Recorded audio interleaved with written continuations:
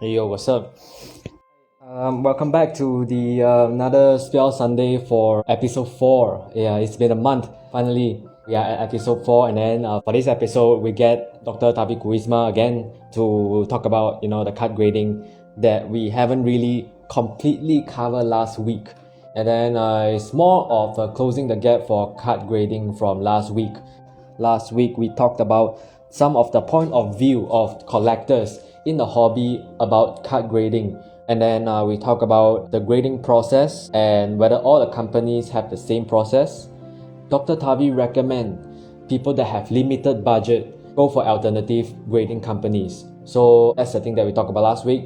It's in the IGTV. It's also in our SCMY YouTube, guys. So for SCMY YouTube, it's more for the audio version. If you guys are doing something, you wanted to listen to something and be enlightened for yourself, from our guest, subscribe to our YouTube because there's more podcast audio over there. We start at 2 p.m. and it's actually an extended version for Spell Sunday because it's not enough for a half an hour podcast for a lot of people and for the speaker as well because the speaker has a lot to share. Hi. Yo. So let me just do a quick introduction to our guest today. We have our beloved Dr. Taavi Kuisma back to episode 4 of Spell Sunday for this week. It's very fast. It's been over a month since our Spell Sunday started, right? So you have anything to say to the audience? Yeah, it's just good to be back. I guess it was just last week that I was here last.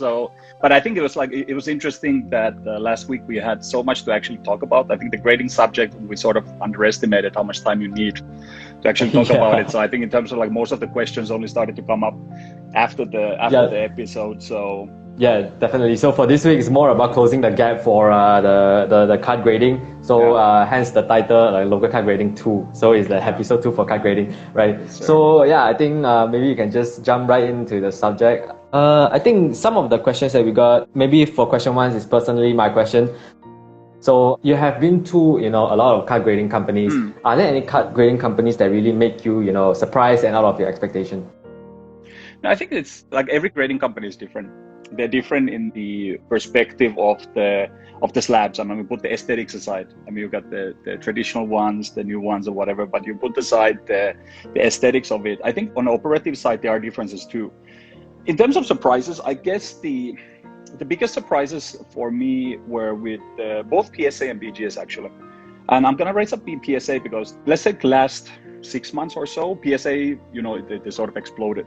It's just the volume of grading, the volume of stuff going on. It was just so immersed that they just exploded. I'm not sure whether it's an implosion or explosion, maybe a bit of both, if that is even possible. But what was surprising though, and we've done a number of submissions in the just last 6 months with PSA, and on a positive note though, every single submission we did not get the type of delays that we were actually expecting. Obviously too, when you go into any grading, you have to go in with managed expectations in the sense that it will take a while, especially if you're doing an economy submission. Unless, I'm leaving aside the new grading companies that still have a very sort of fast turnaround time. I think, you want to get your cards fast, use one of the new grading companies. But if let's say we talk about the traditional big three, I guess you could call them big three, BGS, PSA, and CGC. With these guys, with PSA, what was surprising is that they were still quite on point. They were on point in terms of the time that it took to get the grading done. Shipping, super fast. And I love the fact that it was literally within 2 days. From when they shipped the parcel, when I got it was just 2 days. It was super fast. 2 days? But that was the fastest I've ever got there. But maybe I was lucky with FedEx that time around. But it was... That's even faster than Post-Laju. That's faster than Post-Laju, yes. But I don't think we should make that an expectation. Usually it's about a week. But in terms of the process, and it wasn't just the speed of things. I think I mentioned in last week's episode that the BGS experience was really the most pleasant. And the most pleasant is just, again, aesthetics and slabs aside, is really the speed. Basically send you an acknowledgement really fast. Every single time with the BGS, I've got the notification within 48 hours when they received the parcel. And that's something that you don't take for granted. PSA took a lot longer. PSA took about a week before they acknowledged that they got the parcel, but after that they were quite fast with it. But it was that, and then other positive surprise, and I think this surprise sort of applies to both PSA and BGS, is the customer service. That's something that you will see if you go and read on the forums or something. You will see horror stories. This is something that you'll find from every single grading company, some more than others. I'm not going to go deeper into that. But with PSA and BGS in both cases, in PSA's case, there was a recent incident where I had to pay a bit of extra. I think we mentioned last round the Lugia for first edition, where we had to pay a bit of extra. And that's something that sometimes people go on the fence, like what's going on. But they were very proper when it comes to the communication about it. And after that, I expressed some concerns on some previous rounds of grading where the cards were sent over and there were issues with the value of the cards and how that was communicated, which led into issues with customs and so forth. And they were really sort of attentive into the issue. And sure enough, everything went smooth from there onwards. And it's similarly with BGS. We've faced most issues actually with BGS. And that's something that is like, you would think that, oh, just because, I mean, you face one issue, you kind of like just lock them out forever. But in the case of BGS, we actually faced quite a few issues with them. The first and the biggest issue with them was an issue where they wrongly communicated the value of the cards in the documentation that they include with the cards when they send it back. So I ended up paying 4,000 ringgit in taxes. I think I paid more than 2,000 or 3,000 extra in taxes just because of an administrative error. And obviously, I raised the point to say that, look, guys, this ain't right. But obviously, that's a situation that they are not liable for that. Customs, taxes, duties, that's the buyer's responsibility no matter what. But how they sort of addressed the issue, how they sort of facilitated everything thereafter, and then following that, I've never had a single issue with BGS in terms of customs, taxes, duties. So that basically shows that there's a process, and the people that are actually looking into sort of like my case, for example, they do take note of these things. But with BGS, I actually have an account manager on that side because it's like the volume of the grading. That's a nice thing with BGS. It's a surprising thing is that they do have like reps on that side. So it makes it a bit easier to take care of the grading process. And if you have any questions, you have a person to contact. So that's always nice. Those are like the little surprising details that I guess if you use the middleman, you would never experience these. Yeah, for myself, I personally never sent to grade before. But then for BGS, I opened an account, and then after some time, the rep sort of contacted me to say, hey, what's going on? So that's a really nice move from them. Yeah. So they're more about the people. Customer service is everything, because I mean, we are dealing with, valuable items. We're dealing with sometimes volume of items. You need to have that rep. I mean, I think that's the difference I think with BGS has, is that they have these reps to look after the customers. PSA has also similar sort of customer service reps, but usually they don't have a dedicated one sort of like that will follow up with you after, as per like what you mentioned just now as well. Yeah, it's a really nice touch from BGS. So since we're at the BGS, maybe we'll talk about a lot of people wonder about the grades and subgrades from BGS. Yeah, would you suggest the collectors to go for what they like about the subgrades or no subgrades, or just go for subgrades always? I think with BGS, it's almost like an unwritten rule that you grade with BGS, you grade with subgrades. Might sound a bit provocative, but I feel it's a bit silly. It's a bit silly that, you got majority of people grading the cards with PSA, and grading the cards with PSA, you will never get subgrades. You grade your cards happily with PSA, and you never even complain about subgrades, because what you get your PSA 8, 9, 10, or whatever it is, and that's it. With BGS, you have that sort of expectation just because they have the subgrades and they're known for the subgrades, that if you grade, you have to grade it with the subgrades. I think it really comes down to the question or the point of what you are grading in the first place. That was something that we sort of touched on in quite great detail last round. And that's sort of like the number one rule in grading. Know what you're grading. You can choose the cards that you want to grade. And in some cases, it's like, I would even say that even with BGS, go with what you feel is right. If you just want to preserve the card, you just want to protect the card, and if you know the value of the card, if you know the grade of the card, the subgrades make no difference at all. The subgrades make a bigger difference if you're looking for the monetary value of it, you're looking into the flipping aspect of it, you're looking into selling the card. That's when suddenly the subgrades have a value into it. I personally like the subgrades. Why? Because it gives you information. Knowledge is everything. You know what went wrong with your card, or you know why your card is great. If you're getting all 10s or all 9s, and you know your card is pristine. But in some cases, I think with PSA, sometimes you kind of like, it leaves you wondering. Suddenly you get a card back and it's a 6, and you go like, well, how can it be a 6? It's a perfect specimen. I've seen cards that are 8 that look worse than this. Why is it a 6? There could be a little nick, there could be a little scratch that you didn't know, and PSA is very harsh when it comes to dents. With BGS and the subgrades, you really get that information and the knowledge of what makes your card great or bad. In some cases, like I said, some cards just shouldn't grade. Even with cards, you've got tiers, right? You got the base cards, you got the slightly more expensive ones, then you have the top tier ones, and then you have the unicorns. I mean, obviously with one of ones, you want to make sure that you are getting the best formal grades for that. And if already for that one, you might want to use that Express Premium or I mean, one of the top tier service levels. And in that situation, you're already paying so much money, and you know the card's value is so much, and you know the card's value is going to jump even further, assuming everything is okay with the card. So why stinge on the subgrades? Because at that point, we're only talking about maybe $50 difference, $30 to $50 difference, right? The difference is huge if we talk about premium level. On the express level or the standard levels, the difference is so minuscule that you shouldn't even care. But on a premium level, that's where the difference comes in. If, let's say, in the current situation with BGS, PSA, all of these guys, PSA brought back their express service level, but BGS is still holding back on the express service level, and they're just doing the premium grading. Right now, if let's say you have a bunch of cards that you just want to preserve, you just want to grade them, you just want to get them done, actually premium BGS without the subgrades is a viable option. Why? Because it's so much cheaper. We talk about almost like $100 less. It's more cost efficient for you to grade a BGS without subgrades than it is PSA or almost anything else in terms of the time that it takes for them to grade. Because we talk about premium service level, so you know that you're going to get your cards back fast.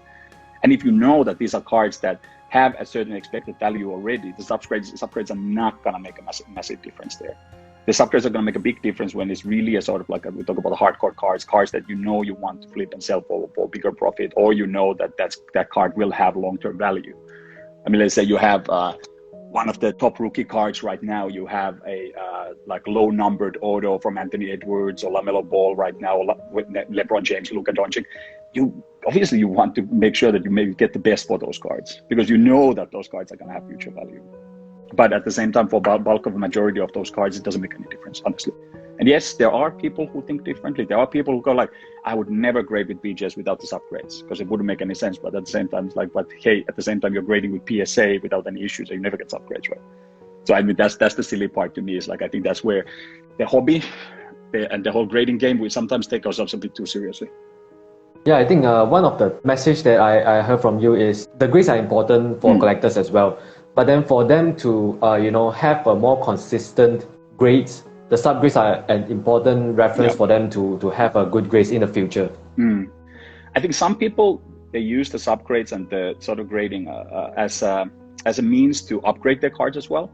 So this, I mean, brings up an interesting point on like cross grading, right? So let's say you want to do a crossover. So I'll give you an example. So let's say CGC, or I think CSG is the sports cards alternative. They're the cheapest of the top three, the biggest ones out there, and they're so much cheaper that let's say you have a really pristine card, you can use CGC to do a test on the grading quality of it, because CGC is super harsh. I mean, they're known to be so harsh like BGS harsh, and sometimes even harsher, I would say. But say you have a all 10 pristine 10 all 10s card with CGC. Now, in that situation, what I would do, I would immediately cross that over to BGS. Why? Because you know that if CGC is giving you all 10s, it's highly likely that BGS is going to do the same, right? And I mean, that's why the crossover is in place, and that gives you that knowledge. And again, that's something, that's the information. But if you get a PSA 10, and that's the only thing you know, I mean, there could be a weak 10, right? There could be just a marginal 10. But when you see the subgrades, you know that if it's a 10, it's a 10, right? Or if it's all 9.5, there's a high likelihood that it's not going to be anything less than a 9.5 in that situation. But it's about the information. It's about perspective on the card and knowing what makes a difference in the card. And I personally like the subgrades just for the information, because it's always curious, and I actually really love the cards. Some of the cards that I really like are not even cards that have the best grades, because it could be like I have some BGS, say BGS 8.5. that is just cool because, hey, it's an 8.5, but it has like all the other grades are just great. We talk about 10s and 9.5, so it could be like all 9.5, but then you have one, but it's so OC that it drops it all the way to 7 on the centering, and then suddenly it's an 8 or 8.5. So you know that all the other characteristics of your card are great, But hey, if you know that it's that OC, you already know that it's not going to be perfect. But you're great. But some of the cards you grade for the. I mean, just because you like the card, you want to keep it for your collection. And in my case, we do a lot of experimentation with that as well, because we want to learn, want to study that whole process of the grading and see how the different companies grade, even OC cards. But in our case, I mean, it is research in a way, it's intentional. But I don't recommend doing that. If you have a card that you know is not going to get a good grade, don't do it. Yeah, I think it's a really interesting point that not a lot of people are trying to learn more about the hobby by utilizing this way of trial and error. More people are looking for like either to collect, to have a really good grades that they hope for, instead of like try and error at the front part, and then after that they just learn and get better at it, right? Yeah, it's also that curiosity. It's the process and sort of the difference the different grading companies have for the cards, and what I always look for is that I look for those sort of consistencies between the cards. And this is where really the subgrades really help, because you can start to see that, okay, so if 2 companies or 3 companies even grade the cards similar, and sometimes we have sort of like very similar cards that almost are all like, how to put it, they're all like, you put them side by side, we know that those are perfect, identical. But it's sometimes then if you see an anomaly between 2 grading companies, then that's where it gets very curious, because like, okay, so where did these guys sort of like spot the difference?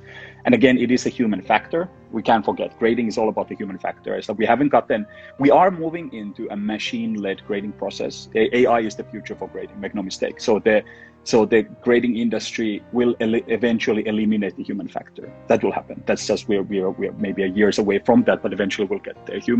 In the grading process today, the human factor is a weakness in the grading. That's the anomaly, that's the inconsistency, and that's where PSA, for example, they're known for the inconsistencies. I mean, you have horribly OC cards that get a PSA 10, just because you have a new grader that doesn't really know it and just gives it a 10 because it looks nice. Or it could be the other way around, where you have a perfect card that has perfect surface, but just because the grader doesn't recognize the surface texture, gives it a 7. So it's exactly the same thing, and that's that human factor is unfortunately the biggest weakness in the grading process. But eventually we will eliminate that in the way that it is that machine learning, that AI that will take over, and that's why you see the grading companies investing in the AI as a platform. And PSA has already made moves into that space. CGC is using technology on their side. And it's just a matter of time before BGS, being a more traditional ones, they're moving into that space as well. But I find that machine learning aspect of grading really fascinating. And that's a big part of the research of why we grade as much as we do, and why we love the subgrades, is that because we're also doing research on my side on the AI aspect of things. But that's a topic for another much bigger conversation. But that's something that there is the professional curiosity in that one as well.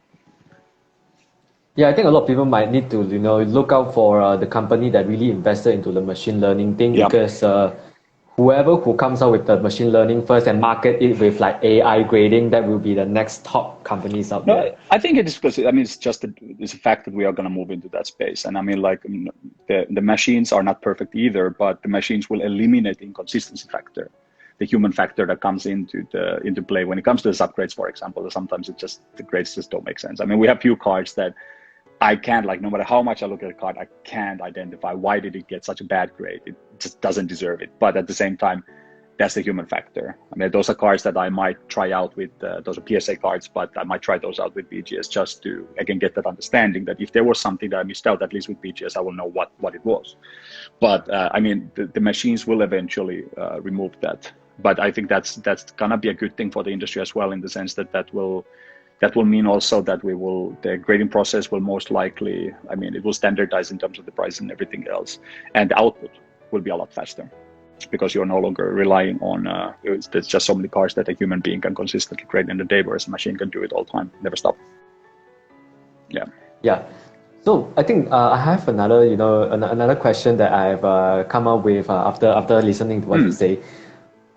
If one of the cards that didn't get the grade that you expected, would you just cross over to another company with the slab, or how would you do that?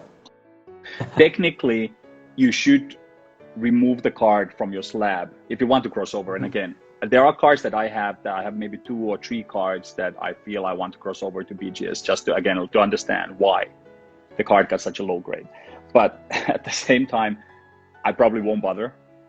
Why? Because again, if you do the crossover, there is that risk. There is that risk that you are going to cross it over and something happens to the card in the process, and then you had a card that was okay, but it gets worse, right? It could get worse in the process. Yes. With these two or three examples I mentioned, it's unlikely that it will get any worse. But at the same time, by right, I mean, there are those who say that you should and you need to remove the card from the slab, because when you send it in the slab, that can affect what double grades you get, and you have the baseline for it or whatever. And so basically, just to make sure that it's completely objective, clean or whatever, you need to remove them from the slab. But removing a card from the slab, you can actually damage the card in the process. So I would not recommend doing that. But like, even if you know what you're doing, then again, I mean, the grading companies that accept the crossover, they charge you extra for it, and they charge you extra for the fact that they have to remove the slab and so forth, right? And in this situation, also feel free to communicate with the grading company that you're planning to send a crossover card to. But again, you're paying for the crossover, so you send the card. I mean, when you send it in a slab, at least it's protected. But I do not recommend wrecking the slabs, especially if you have a BGS slab and you try to wreck the BGS slab. Don't do it. Like, those are solid, those are sturdy. I mean, you could really hurt somebody with those slabs. PSA slab, out of all of the grading companies that I have experience with, their slabs are the flimsiest of all. They are like, if I were to, and again, I would not do this, but if I were to wreck a slab, I would wreck a PSA slab first, because that's the easiest to wreck, confirmed. If it's not successful in PSA, don't bother the other companies. Yeah, exactly. If you yeah, exactly. If you have like, oh, it's a PSA 8, it should be a BGS 9 or whatever. Don't do that, because the BGS is much harsher than PSA for the most part. In any other situation, again, if you're just collecting, if you're not planning to monetize the card immediately or in the year on like a foreseeable future, why would you do that? Why would you take the risk? You know the card's value because you know it's 10 already. But I think on that crossover, this person had sent a bunch of cards actually to crossover to PSA. I think these were BGS slabs that they want to push to PSA. And the individual who sent the cards for that crossover, they actually included a minimum grade, because these were 9.5s or so, and they probably included a minimum grade of 10. And that's something you never, ever, ever want to do. Don't use the minimum grade. Don't do it. If you're grading your cards directly, there is that option for a minimum grade, and you're going like, if this is not a 9, I don't want to grade it. If it's not a 10, I don't want to grade it. Don't use the minimum grade. And just don't, because like in this individual's case, the individual ended up paying hundreds of dollars just to get stickers back that mentioned mean grade and said that, hey, it's not meeting that mean grade standard. So you still end up paying for the process. Your cards come back as they were for nothing. And this happens a lot with the mean grades. And this happens to professionals. These are guys that are grading or have graded thousands and thousands of cards, more cards than I ever have. And this happens to these individuals because there's that overconfidence in the cards that you're sending. There's really no point in doing that. Yeah. Yeah, and yeah, you really ended up paying for nothing. And then if it's that grade is under the certain grade, it's always under that certain grade. It never gets better. 9 is a 9 is not going to become a 10. When somebody who sends BGS 9.5s and wants to try to convert those to PSA 10, you're actually devaluing your product in the process. You're taking the risk of actually not meeting the minimum grade and wasting your money in the process. And at the same time, you're devaluing your card. Because a 9.5 BGS, in most cases, is equivalent to a PSA 10 in value. So aside, unless you have an OCD that you can't look at the 9.5, it needs to be a 10 or it needs to be a 9. I mean, if that's not a problem, just don't do it. Because the monetary value of the card is not going to jump anywhere. It's not going to make I think the risk really outweighs. No, it's not. The risk outweighs the benefit, really. It's gambling. No point. Yeah, I think for some of the newer members around here, they are really curious about the whole process. We talked about the process last week. Yeah. We haven't talked about the payment of the grading. So for the payment, what are the options to pay? And then do you pay before or after the grading process, or also whether the payment will be same across all the companies? Well, it depends. I mean, the prices are different. I mean, are we talk about payment, that's the payment process, or we talk about the prices? Prices, of course, differ between the grading companies. Yeah, prices is different. But the payment process also varies, actually. PSA, for example, they charge you when they are about to finish a job or when they finish the job, just before they ship out your cards. The moment that you get the email that your grades are ready, your cards have shipped or are shipping out, that's when they charge you. CGC, the same. They go through the whole process and then they charge you.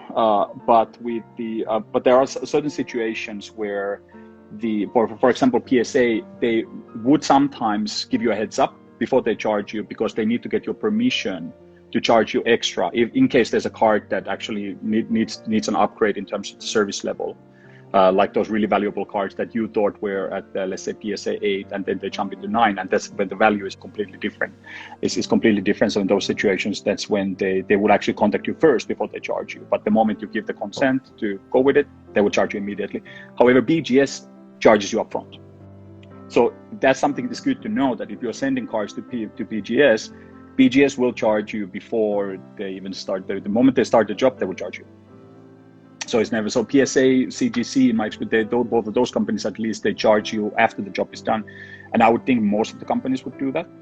But you just need to be prepared, that make sure that your credit card has the balance. Make sure that you're ready to pay up front, especially if you send to BGS. I mean, with PSA or CGC, you have some waiting time there, so you can manage your finances. The payment is usually at the end of it, but BGS charges you upfront. Would you prefer before or after the payment? Well, obviously, from cash flow management, you always prefer later charging. Cash is king. Yes, that's the way. Yeah, that's the way. Yeah, I think a lot of people, they wanted to know about the tax and duties, right? Yeah. For the tax and duties, for a big part for it, we couldn't really avoid it. But for people who wishes to reduce the cost, are there anything that they can do, and what are your recommendations? I would say it's a game of chance, and I'm gonna deep dive into this, but I'm just gonna try to find a good angle to approach it.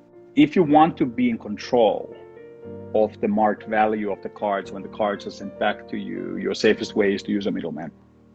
I won't advocate for this, because by right, you are supposed to pay taxes for the price paid for the products. I mean, from a legal point of view and whatever, but let's not kid ourselves. Nobody wants to pay all of that money. So what the benefit of using middlemen in between in the grading process is that the grading company deals with the middleman that is usually in the US, for example. And then basically when they got in the process, they got the cards back, they're ready to send the cards back to you.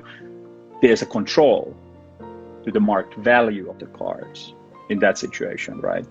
And that's when, I mean, obviously that's not recommended. I can, from legal point of view, I cannot advise that. But at the same time, I mean, I mean, if you want to have control over it, that's the way to do it. When it comes down to let's say you're dealing directly with the grading companies, in that situation, you don't really have control over it. What you have is that you have control over the marked values, or the values that you mark for the cards, because in the grading process, you have to include or input a value for every single card that you are grading. And based on the values that you input for the cards, that defines the marked value, which is there for insurance purposes, because obviously when these guys are sending the cards back, there's insurance and there needs to be a marked value. But the marked value is the dangerous part as well, right? Because obviously you need to do your homework, as in you don't just want to simply put in numbers into the sheet, because that's not gonna work. But the bigger risk here when it comes down to the marked value of your collection or the graded cards is that if, let's say, you include a very high marked value, the customs, and this I would imagine is the same all over the world, but I mean, let's use Malaysia as an example. The customs sometimes, by right, in this process, you're supposed to be only paying the taxes and duties on the services rendered, which by right, again, should be about 20% in total for, let's say, trading cards in the category of the cards. And for the services rendered, you pay 20% of that, which is the taxes and duties. But at the same time, that's on the invoice value, and the invoice value would be the amount that you paid BGS, BSA, CGC, whoever, for the services. But there are instances when the customs mistakenly, maybe, perhaps, sometimes what happens is that they mistakenly take the marked value instead of the paid value. So in that situation, what actually happens is that you end up paying taxes and duties on a much higher fee, because let's take it this way, right? Let's say I'm sending 10 cards in an express submission, $150 per card. And so we got what, 1,500 in value. But the actual value of those cards, imagine that, let's say I have 2 Anthony Edwards blue shimmer cards that have a combined value of over $5,000. And you basically put those $5,000 there. And suddenly if you have 10 of those cards, we talk about $50,000 or $30,000 to $50,000 in value. And when it comes back, and that's the marked value of those cards, the customs might actually look at that and actually tax you based on that marked value. And in that situation, you do have that option, the choice, and the opportunity to go and, take it up with the customs department, present your case and do what you can to make sure that they are charging you on the right amount. But there's no guarantee that they will change it, because it could easily be, and whether you're using the middleman like FedEx's their team that deals with the customs department, DHL, or another third party to do that, but there is no guarantee. And for the customs department, whatever, they're just doing their job and they're just basically following their protocol. So it could be that you end up paying 30 or up to 40% on an amount that you have never even paid. That's a nightmare situation that you just have to be comfortable with when you're doing this. And like I said, it happened to me once. And in that situation, I ended up paying thousands extra in those taxes and duties. And it definitely stung at that point. But like I said, after that, I have not faced that issue. But interesting enough, even with the last 2 grading submissions, I actually did not pay that much of taxes and duties. And I still don't know why. So it really is like, the customs department, they work in mysterious ways. That's the only thing I can say, is that if you're lucky, you don't pay much. If you're unlucky, you pay a lot. In the unluckiest case, in my case, I paid up to 40% on taxes and duties. 40%, yeah. I think it was altogether 41 or 42%. And that's ridiculous. You should never pay that much, because by right, it's only 20%. But in most cases, it these days is 20% plus miscellaneous 10%. 10% that even I can't explain. FedEx has not been able to explain it, and I'm not bothered to take it on with the customs department to understand what the 10% is for. But there's usually about 30% these days. But the last 2, marginal percentage. My last submission was altogether 4,700 USD. So how much is that? That's in ringgit. We talk about what? We're talking about 20,000. It's 20,000 already. Okay, but okay, 20,000 in value, but I only got charged 500 ringgit. Oh, okay. 500 ringgit in taxes and duties, and I'm like, sure, I have no problem with that. But at the same time, that's definitely the anomaly. I'll take that. But at the same time, I wouldn't say that that's a standard. You need to be mentally prepared to pay that 30%, because in most cases, let's take out of last 6 grading cases, I only had 2 cases when I didn't pay as much. In most cases, it would be the 20%, but then there are those odd ones. So the only way, use a middleman. It's completely honest. If you grade by yourself, you have very little control. But the grading companies, they try to help you, because by right, these are your personal belongings. And by right, you're only paying for a repair and service fee. So in that sense, it doesn't make sense that you would have to pay sort of like extra taxes and duties on something that you own already. But so what these grading companies, like I think all 3 that mentioned PSA, BGS, CGC, they actually include a letter when they send back the cards that these are cards that belong to A, B, and C. And basically, the only thing has been done is that it's just a grading process or whatever. So this person shouldn't be paying taxes for this and that. Like they don't say that, but in a nicer way, they put it that, hey, these cards belong to this person, so take it easy. But in half of the cases, I would say that the customs department won't even see that letter. If you're lucky, they will see the letter, and if you're lucky, they see the letter. In that situation, you pay less taxes. It's but it really doesn't make much sense, for paying your own the taxes for the thing that you didn't buy, It's very funny. You're just using the service, and it just doesn't make any sense. But there are those nightmare scenarios where you end up really paying a big percentage on those things that are just yours. All right. For my last question, because there are a lot of grading companies that's coming up, like HGA and other color matching labels companies, they are on the rise. How would you decide on when were you going to try out these kind of new grading companies? New grading company like HGA, I've actually considered testing out HGA. They seem interesting. They have this sort of modern touch into the grading process. So I've actually considered on using these guys, but I'm not really, I haven't pulled the trigger on that. It's just a matter of time. Like, I don't have those in the pipeline. Like, most of the cards that I want to grade right now, I know for a fact that I'm going to send those to BGS, just for the fact that those are BGS worthy cards. Like, I know that I just want them in a BGS lab. There aren't even other options. There are some Pokemon cards that I might want to send to PSA. Incidentally, I actually have some credit with the CGC/CSG that I might have to use Not that I'm necessarily looking forward to using it, but it's like $250 that if I don't use it, I'm gonna lose it.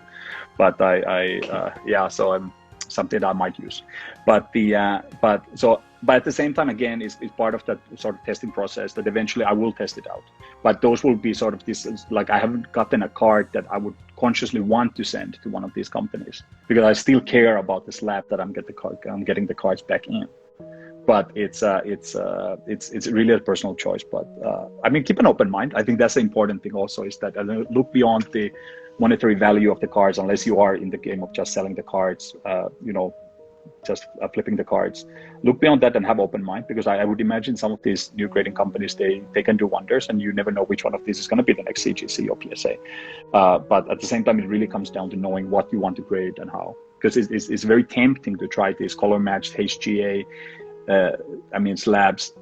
But that's also hit or miss. Some of them look horrible, and some of them look really cool. I like what they're doing with OC cards, for example. Like even the label is OC. That's really clever. I love that, and I might try that for an OC card just because of the aesthetics of it.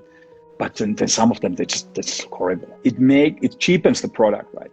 I think one of the parts and one really has always worked for BGS's favor, and why, especially with vintage sports cards, why you want to use BGS, is that it has the premiumness. I mean, like if you haven't, you sort of like held the different slabs, and I mean, like you hold a PSA slab and a BGS slab. BGS slab is so much more premium in so many ways.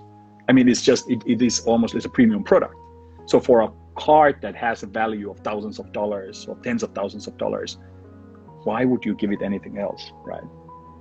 It's almost like you buy a beautiful car, right? And it's a very like left field example, but you buy a beautiful car, and then you give it the ugliest wrap you can possibly give, ruining the form factor of the car. And why would you do that? You don't want to buy a Porsche and make it look like trash, right? You want to make sure that the product is presented in its right way, right? But at the same time, like I said, it is good to keep an open mind, and especially as long as you're conscious of what you're grading. And I would say HGA for something like Marvel cards is amazing. I mean, I've seen some of those that look really great, like Spider-Man cards in HGA, or some of these that look really interesting. And I think with some, like I said, the OC cards, why not? I mean, the OC card, you're slabbing that just to preserve it for collection purposes or whatever. OC, I mean, these like error cards, they are not sort of like these high prospects for big flips or whatever anyway, even though they do sometimes have a premium value to them as well. But at the same time, that's sort of like this. Why not? So I might, like I said, I might try HGA for some of the error cards, but that's about it, I think, for now. Otherwise, it's like, yeah, be conscious about what you're grading and why. But in the end, it's always a personal. Like we said this in the first episode last week as well on this subject. First episode on the grading subject. It is a personal choice. It really comes down to what you're grading, what you like. Like I know people that grade a lot of cards, but they would never grade BGS. Why? Because they can't stand the 9.5. Because they want the 10 or they want the 9, but they can't stand the 9.5. So that's something that you just have to take into account. All right. Right. So it's really about the personal preference. After the end of the day, if you are a collector, you know. So even if like there's a new company, is on the whether you wanted to try it out or not, right? So there's never really like a guideline for you to I have to like look out for this company because of this. So it's more of a personal preference. It is a personal preference, but again, like I said, sports cards, especially vintage sports cards or so, BGS is a better way to go, just from the overall value perspective. The Pokemon cards, PSA is still the de facto. If you want your cards graded really specific with lower cost, CGC is a good way to go. I mean, CGC they charge way less than PSA or BGS. And with the same amount of time that it takes to get the job done as PSA or any of these, and you pay a lot less. So if it is that what you're looking for, why not? And HGA, like I said, why not test it out for something that is not like I would not send like $1,000 card to HGA. No way. I mean, it just wouldn't make any sense. But like I said, OC card, why not? I guess.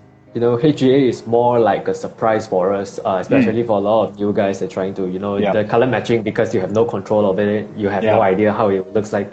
So yeah, it's more like a surprise for a lot of people. Yeah, I feel like there's still the SGZ or whatever, the black frame, the black frame one, the very sort of like the another sports card, SGC, right? Yeah. But you see, I keep forgetting them. Like they're not even in my choice of bucket. Like my bucket choices, just because I really can't stand the slabs. I look at them and I just can't.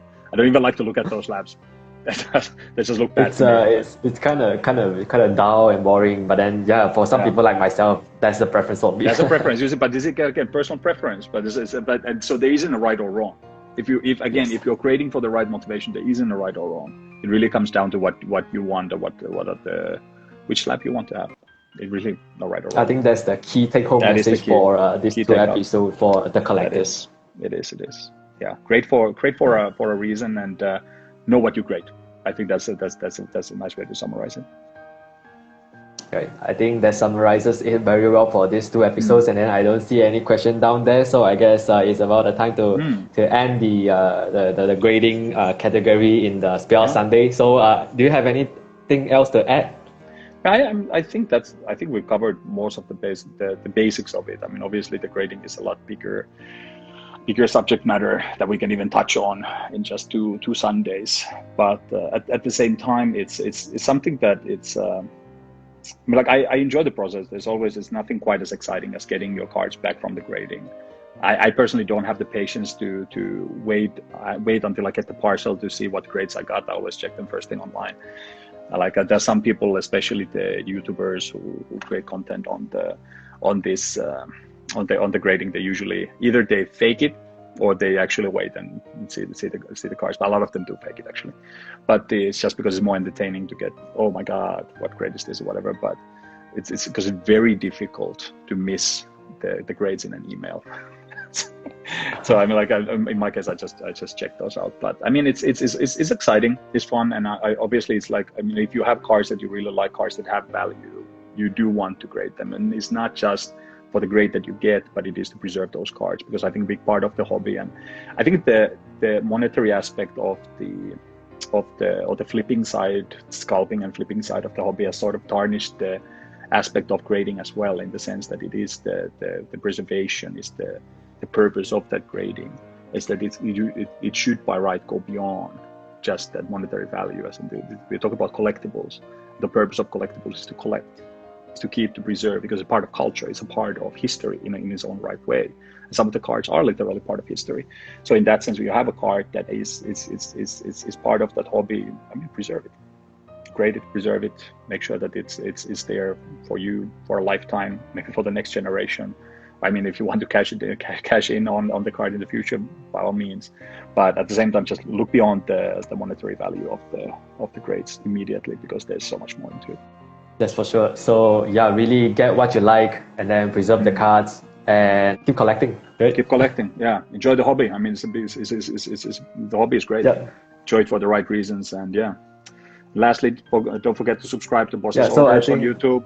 Watch the content. Subscribe to Boss's Order on YouTube. Shameless plug, but I'm taking the opportunity to put it out.